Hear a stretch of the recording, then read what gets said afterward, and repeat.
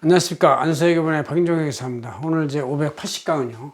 1년간 예상 손익과 가계수익을 현재 추정해 볼 수가 있고, 납부세액도 추정해서 고객들한테 알려줘야만 된다. 이럴 때 어떤 쟁점이 있느냐, 그런 얘기죠. 그래서 예상 매출을 잘 알아야 되고, 6개월치나 9개월치 실적 가지고 이제 그 이후 추정을 해야 되고, 원가도 마찬가지 추정해서 추정이 나오는데, 이렇게 판관비, 영업외손익 추정해서 납부세액을 추정한다. 이런 얘기죠. 이번 주에 이태원에서 대형 사고가 발생해가지고 많은 분들이 돌아가셨습니다. 이거에 대해서 묵념을 하겠습니다. 네. 이런 일이 있어서는 안 될 일인데 발생을 해서 여러 가지로 심려가 있고 국민들 모두가 슬픔에 잠겨 있습니다. 자, 이번 주 저는 이 주제는 우리 안세재경채널 2022년 11월 2일자 표지에 제가 이렇게 원전을 썼어요. 이렇게 나와 있는 원전을 보시면 되고 출력해 놨으니까 보시면 되겠습니다.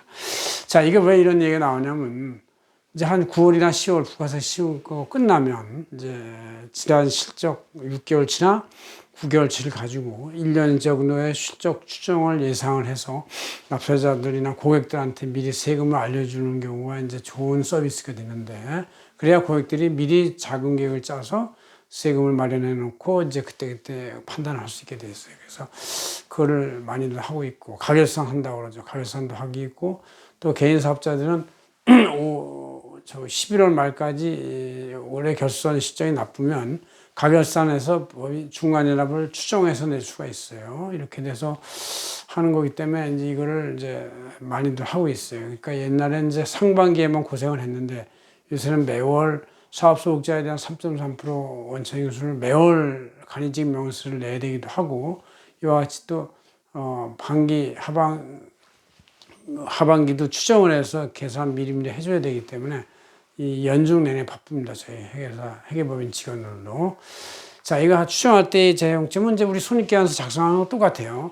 예상 매출 해서 판매량 추세부터 평균 판매 단가를 곱해가지고 이제 나머지 6개월 이제 3개월 동안에 예상 매출이 얼마인지를 추정을 해서 하는데, 이것은 이제 단기 거냐 아니면 내년 거냐 이런 기간 순위 구분이 중요한 쟁점이 된다, 이런 얘기죠. 두 번째로 여기에 대응하는 매출 원가도 역시 매입량 측정을 해서 평균 매입 단가를 곱해가지고 총 매입액을 계산해 본다. 그래가지고 거기서 기말 재고를 감안해서 뺀 나머지가 이제 매출 원가로 반영이 될 것이다, 그런 얘기죠. 세 번째로 이제 판매 관리비 분석을 하는데, 이제 이 판매 관리비에는 이제 변동비와 고정비가 있는데, 변동비는 이제 원재료비나 판매 수수료 같은 것을 말하고, 고정비는 이제 여러 가지 인건비, 감가상각비, 임차료 같은 거 이런 것이 있는데, 이거를 잘 구분해서 이제 원가 계산할 때 잘 반영을 해야 된다, 그런 얘기죠. 이 기말 재고에 포함되는 이제 고정비는 이제 단기 비용이 안 된다, 이런 얘기고, 감가상각비도 이제 최저원가의 성격인데 기말 재고에 배부되는 금액은 단기 비용이 아니기 때문에 그 구분해내는 게 굉장히 중요하다. 또 감가상각 충당금도 합리적 계산을 설정해야 한다, 이런 얘기죠. 그다음 퇴직급여가 매월의 인건비에 대해서 이제 보통은 인건비가 나왔는데 퇴직급여를 DC형 퇴직금으로 부를 것이냐 아니면 추계를 할 것이냐에 대해서 여러 가지 비용 차이가 많이 발생할 수가 있어요. 또 사대보험 비적용자도 때때로 퇴직금 문제가 발생하기 때문에 이걸 어떻게 반영할 것인가, 이런 것도 이제 중요하죠.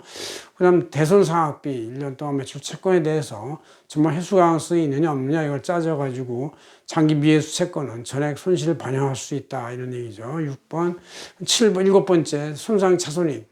이 회사의 재무상태표에 많은 자산은 이제 못 받을 가능성도 있고 자산의 가치가 떨어질 가능성이 있는데, 그에 대해서 재고자산이나 금융자산, 투자자산, 관계사 주식이나 이런 영업권 자산 등에 대해서 단기에 손실을 반영할 것인가 말까를 결정을 해야 돼요. 이게 손상차손익. 또 금융수익에 대해서는 우리가 갖고 있는 예금이나 정기예금 투자 자산에 대해서 적당한 이자율을 추정을 해가지고 이자 수익을 계산해서 반영을 해야만 정확한 손익이 나온다, 이런 얘기죠. 그 다음 거기에 대응하는 또 금융 비용이 있죠. 장당기 차입금에 대한 이자 비용이나 회사채, 전환사채에 대한 매월 이자를 추정을 해야 되고, 할인바행 차금이 있으면 그걸 감가상각비에 반영해서 지급이자를 반영해야 된다, 그런 얘기죠.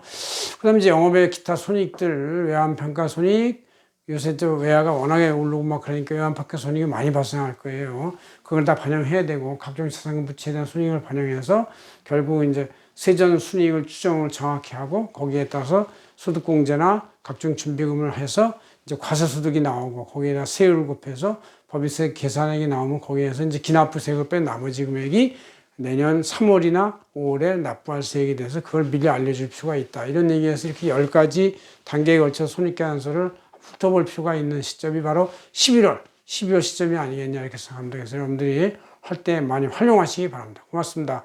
안세 박인종 회장이었습니다.